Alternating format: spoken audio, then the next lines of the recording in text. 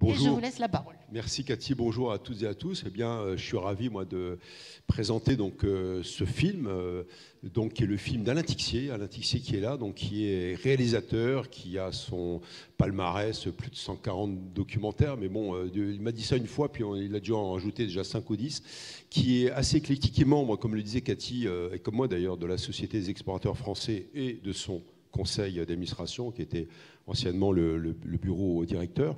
Et donc Alain parcourt le monde depuis un petit moment déjà, et en fait de manière assez éclectique, comme je le disais, parce que ça représente un peu ce carrefour entre l'archéologie, que l'on va voir dans ce film, Éthiopie et le mystère des mégalithes, avec ces stèles qui seront des stèles, vous allez découvrir leur forme, d'origine mystérieuse, et l'expédition scientifique qu'il a filmée, mais qu'il a aussi contribué à monter lui-même avec des chercheurs, archéologues et ethnologues français du CNRS, mais aussi d'autres institutions. Eh bien, oui, Alain donc, est à la confluence de ces deux champs, de ces deux thématiques que sont l'archéologie et l'ethnologie. Et vous verrez, c'est un film magnifique parce que Alain s'est tourné. Alors, il tourne l'archéologique, il filme l'ethnologique, mais il filme aussi dans les étoiles, puisqu'on a eu accès, grâce à Alain, donc, à des films sur la Cité des Étoiles à Moscou, mais aussi sur Thomas Pesquet. Alors, raconte-nous un petit peu en 2 minutes, puis après on passera à la projection avant le débat. Et je rappelle aussi que pour nos amis, nos visiteurs, nos spectateurs qui sont en ligne, que n'hésitez pas donc à nous poser des questions. On nous les transmet donc ici après la projection directement depuis la régie avec nos amis présents ici. Donc, et donc n'hésitez pas bien sûr à débattre donc avec Alain Tixier qui est ici présent. Alors raconte-nous en 2 mots donc comment tu as eu l'idée d'aller monter cette expédition au fin fond de l'Éthiopie, qui est un pays quand même compliqué d'accès, encore plus aujourd'hui d'ailleurs,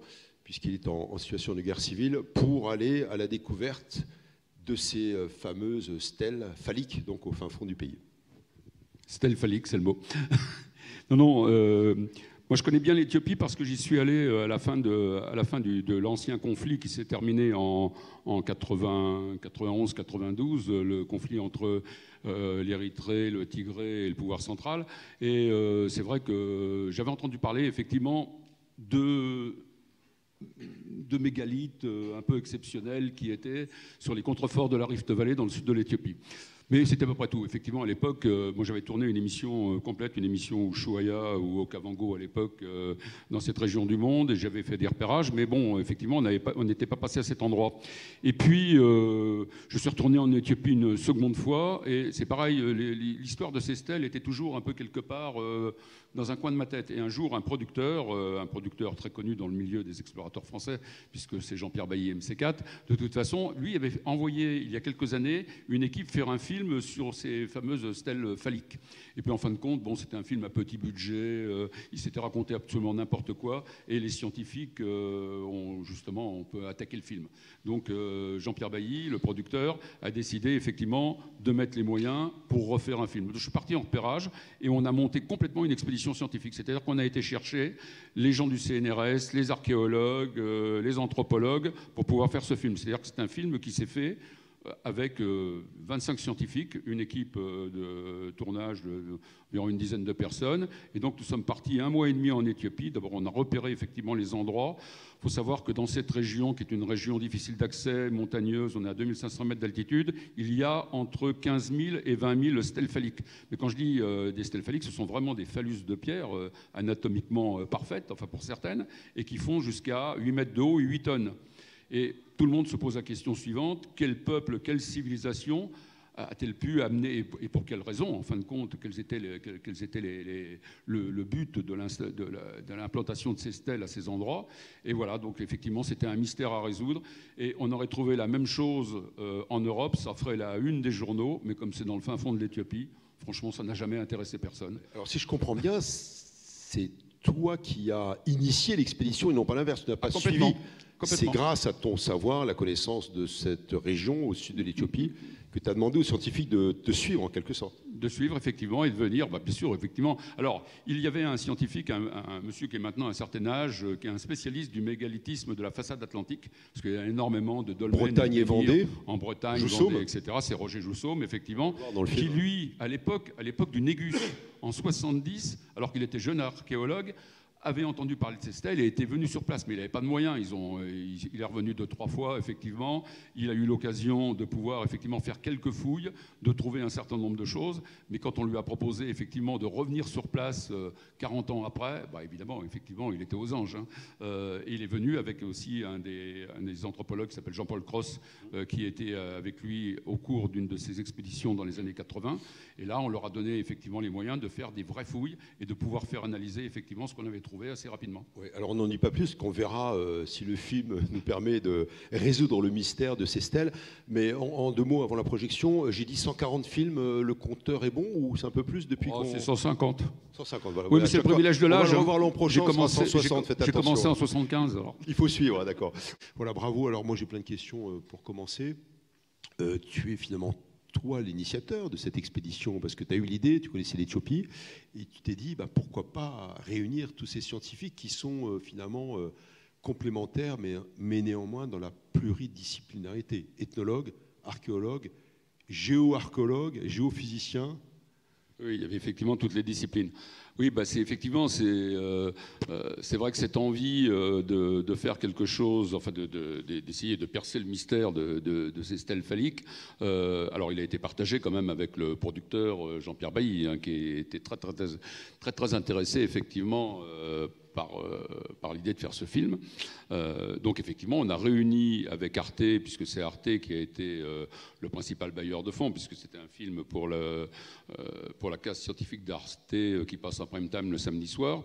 Mais bon, effectivement, il a fallu trouver, bien sûr, d'autres budgets.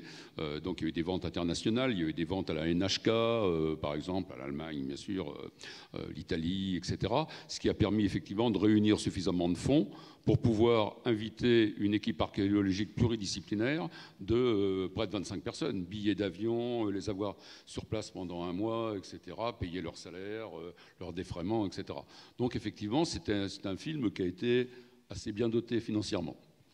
Alors je rappelle que de voir ce film sur grand écran, c'est vraiment un plaisir. Hein. On a la chance justement d'être accueillis par le muséum, et encore bravo au festival et à l'équipe Terre d'ailleurs d'avoir pu faire cette sélection, parce que c'est une très très belle sélection, et en manière générale, le programme cette année est formidable. Et justement la confluence de ces deux champs, je veux dire, qu'on voit beaucoup dans ton film, l'archéologie et l'ethnologie. Alors on voit bien que les uns renseignent les autres, les archéologues travaillent sur l'ethnologie, et puis l'inverse. Toi, tu l'as vraiment senti, toi, pendant cette expédition et ce tournage?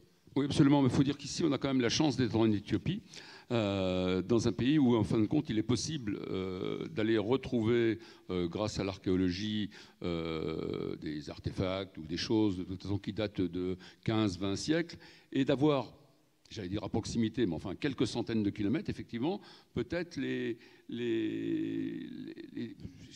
descendants dans la population, en fin de compte, des gens qui avaient érigé ces monolithes. Et c'est vrai que c'était un peu un coup de chance d'avoir cette population, Gewada et Konso, à 400 km, dont on n'est pas certain, effectivement, il faudrait faire des études beaucoup plus importantes, mais qui sont très certainement, en fin de compte, les descendants, ou sinon les descendants des gens qui étaient très, très proches, en fin de compte, des populations qui, il y a 20 siècles ou 15 siècles, effectivement, ont dressé ces stèles phalliques. Alors l'Éthiopie nous renseigne beaucoup sur l'origine de l'humanité. Là, tout n'est pas résolu, parce qu'on se situe sur le 12e, 13e, voire 14e siècle, dans un segment assez relativement récent par rapport à l'histoire de la Rift Valley. En même temps, la première étape de l'histoire de ces stèles, parce qu'il y a la première étape, les stèles phalliques, après les stèles enterrées dans les tombes chaussettes, puis troisièmement, les stèles à structure anthropomorphique, donc sur lesquelles ont été dessinées les gravures à représentation humaine. Mais sur la première étape, on ne sait pas. Alors ça peut être peut-être 2000 ans, 3000 ans. Alors, bon, c'est vrai qu'au départ, alors que ces stèles ont été découvertes à peu près 100 ans, donc par le père Azaïs, oui, à peu près une centaine d'années, par ce moine capucin, le père Azaïs, qui était un honnête homme, en fin de compte, c'est-à-dire pluridisciplinaire, qui était un peu archéologue, historien, etc. Et c'est vrai qu'à l'époque, ils ont pensé que c'était du néolithique, mais du néolithique qui correspondait à la période néolithique que l'on trouve en Europe, c'est-à-dire peut-être des choses qui dataient de 6000 ans, et puis il y a même des gens qui pensaient que c'était encore plus ancien que ça, et que de toute façon, les obélisques égyptiens étaient peut-être effectivement les descendants des stèles phalliques éthiopiennes, parce que, bon, Alors, on a pensé que c'est vrai que les Égyptiens descendaient chercher l'or et l'ivoire en passant par ce qu'on appelait le pays de Punt, l'Éthiopie, et peut-être qu'en ayant vu ces stèles, ils ont pensé à faire des obélisques par la suite. Bon, c'est bien évident que ce sont des hypothèses qui ne tenaient absolument pas la route. Il y a même des gens qui ont pensé que c'était vraiment très très très ancien, que c'était peut-être du paléolithique. Enfin, toutes les hypothèses ont été émises. Bon, maintenant on commence à avoir une petite idée de la période où auraient été érigées ces stèles. Ça serait le début de notre ère. Enfin, il y a à peu près 20 siècles ou 18 siècles, ce serait dans cette période-là, parce que l'explication la plus probable, c'est que c'est du néolithique très tardif, c'est ce que l'on dit à la fin, 4e siècle, 3e siècle, 4e siècle après Jésus-Christ. Les chasseurs-cueilleurs se sont installés dans cette riche région, en fin de compte, du sud de la Rift Valley, et en fin de compte, on trouvait là tous les ingrédients, d'abord pour s'y poser, pour trouver effectivement de la nourriture, et pour perdurer pendant plusieurs siècles, jusqu'à l'arrivée de l'islam ou du christianisme dans cette région.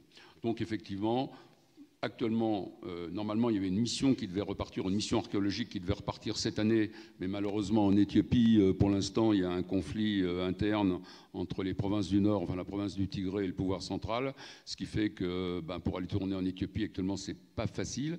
Et normalement, la même équipe d'archéologues devait retourner sur place, mais ce coup-ci avec peut-être un spectromètre de masse qui aurait permis, en mesurant la déperdition atomique entre la partie enterrée des stèles et la partie exposée à la lumière du jour et à l'air, pouvoir effectivement dater relativement précisément à 50 ans près le moment où les stèles ont été érigées et ont été plantées dans le sol. Parce que moi, c'est une question qui me taraudait, hein. J'ai vu le film plusieurs fois. On arrive à dater des corps, enfin des ossements, je parle à l'Australopithèque, on va en reparler dans un instant, sur 1 million, 2 millions d'années, au carbone 14 entre autres. Puis là, on ne sait pas trop, à part le spectromètre dont tu parles, mais il n'y a pas de datation précise. Hein. Alors effectivement, le carbone 14, de toute façon, permet de donner une approximation effectivement à 50 ans près. Puis encore, c'est pas vraiment. C'est vrai que le carbone 14 permet plutôt de dater des périodes qui ont eu lieu, mais pas tellement en millions d'années. Hein. C'est plutôt sur les dizaines de milliers d'années. Centaines de milliers d'années, on arrête le carbone 14. Après, on est obligé de passer effectivement à d'autres systèmes de demi-vie pour pouvoir dater. Je crois qu'il y a le barium ou quelque chose comme ça. Enfin, je ne sais plus exactement. Mais c'est vrai que dans les périodes proches, c'est pas très simple. Parce que si on veut dater des choses qui datent du Xe siècle après Jésus-Christ ou 8e siècle, on a un peu de difficulté. Alors là, par contre, il y a une nouvelle méthode qui a permis, ce qui a été extrêmement rapide, c'est qu'effectivement, à partir de l'émail des dents, on a réussi, en envoyant les éléments humains aux États-Unis, à Miami exactement, à dater à 30 ou 40 ans près, et assez rapidement, en 3 semaines. D'accord. Alors je parlais de l'Australopithèque. Alors, on fait partie tous les deux de la Société des explorateurs français, et on a un de nos collègues un peu plus anciens qui s'appelle Yves Coppens. Yves Coppens a découvert donc, le squelette qui était le plus vieil ossement, le plus vieux squelette à l'époque. C'est en 1974. Yves avait 40 ans, parce qu'il est né en 34. Oui, tout à fait. Et alors d'abord, tu nous as raconté pourquoi cette femme, qui était une femme donc... dont l'existence remonte à 3,2 millions d'années. Pourquoi on l'a appelée Lucie? Tu connais l'anecdote? Oui, à cause, bien sûr. Il faut d'abord Yves Coppens, qui a toujours laissé entendre qu'il était le papa de Lucie, il n'était pas seul. Il y avait quelqu'un qui s'appelait Johansson. C'est une équipe américaine. Et au moment où, effectivement, de la découverte de Lucie... Alors, il faut savoir que l'histoire, c'est Maurice Taïeb. C'est un Français qui a trouvé, effectivement, les sédiments où on a trouvé Lucie. C'est lui qui a dit, c'est dans cette zone-là, effectivement, qu'on va trouver des choses intéressantes. Alors, c'est un Français au départ. Ensuite, effectivement, il y avait cette équipe, non seulement pluridisciplinaire, mais effectivement financée par des Américains, par les Français, etc. Donc, Yves Coppens n'était pas là au moment où ils ont trouvé Lucie. C'est Daniel Johansson. Mais au moment où ils ont trouvé, ils étaient en train d'écouter la chanson des Beatles, Lucy in the Sky with Diamonds. Voilà, exactement. C'est pour ça qu'elle s'appelle Lucy. Laquelle chanson vient du terme LSD, Lucy in the Sky with Diamonds, ça n'a rien à voir avec notre Australopithèque. Mais donc toute cette Rift Valley, qui est donc une vallée très profonde, on est à 2004-2005, qui passe par le Kenya, etc., et qui émerge de l'Afrique australe, est une faille volcanique qui est riche bien sûr en sédiments, en géologie, mais aussi en histoire des hommes. Là, est-ce que tu pense que ce mystère, d'abord, n'est pas tout à fait résolu? Et tu le dis dans le film, mais on est pratiquement à la pointe de l'avoir découvert, le mystère de ces stèles.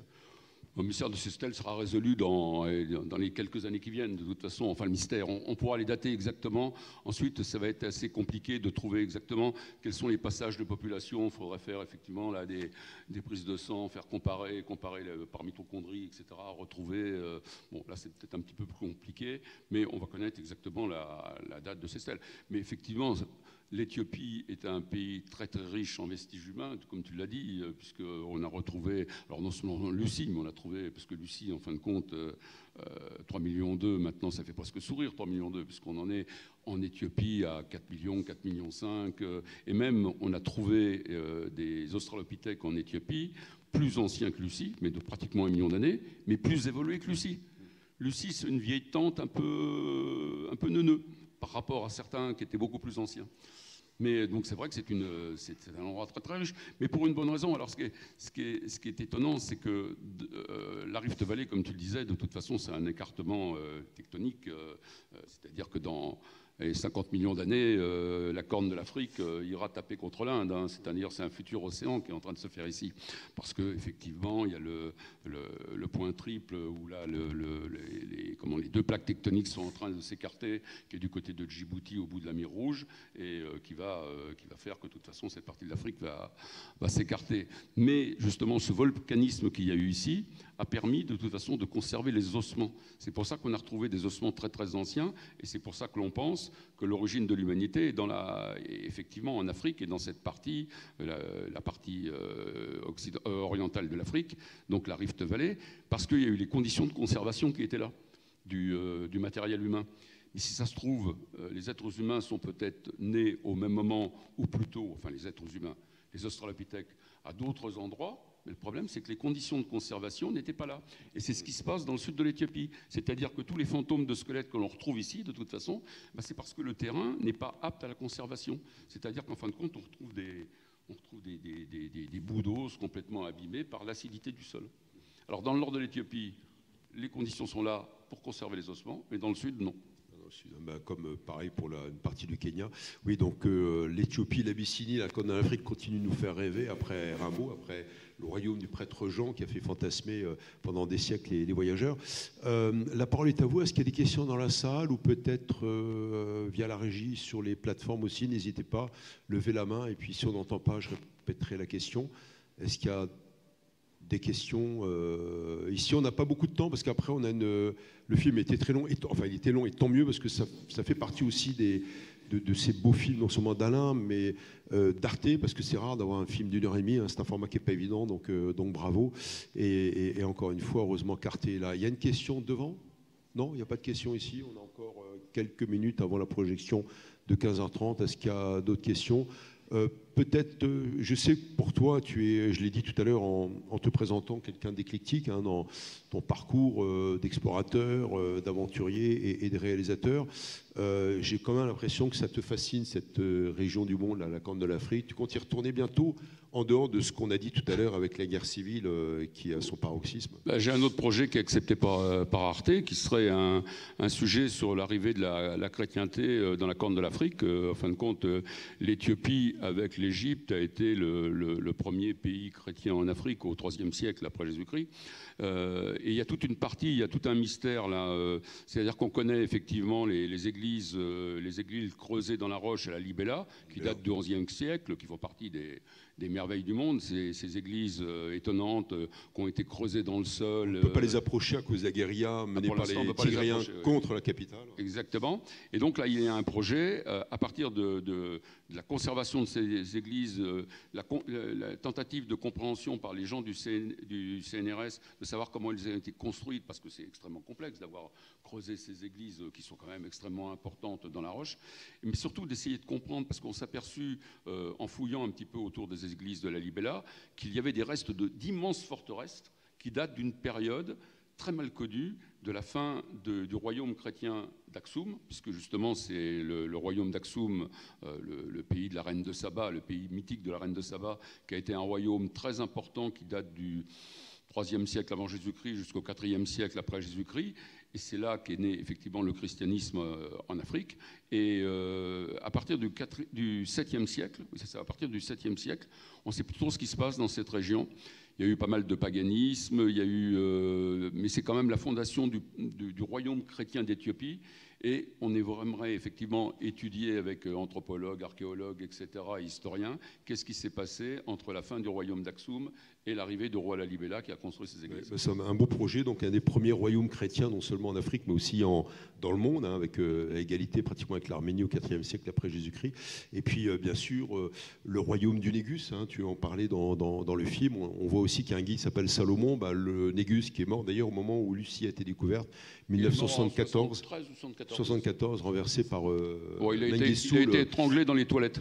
Absolument, sous un oreiller par Mengistu, le révolutionnaire du Derg. Et en fait, le Négus était le descendant, on se disait descendant de Salomon et de la reine de Saba depuis 2500. Alors il avait une généalogie des lignes pratiquement. Bah écoute, merci. Il n'y a pas d'autres questions, donc s'il n'y a pas de questions, parce qu'on enchaîne très vite sur la prochaine projection, l'hypothèse Zimov de Denis Neguerev, qui est un très beau film également, Arte. Eh ben, écoute Alain, bravo, parce que non seulement tu as fait un beau film, non seulement tu poursuis sur ta quête, mais aussi tu nous renseignes beaucoup sur notre histoire et l'histoire de l'humanité. Merci à vous, merci à toi. À tout de suite. Merci.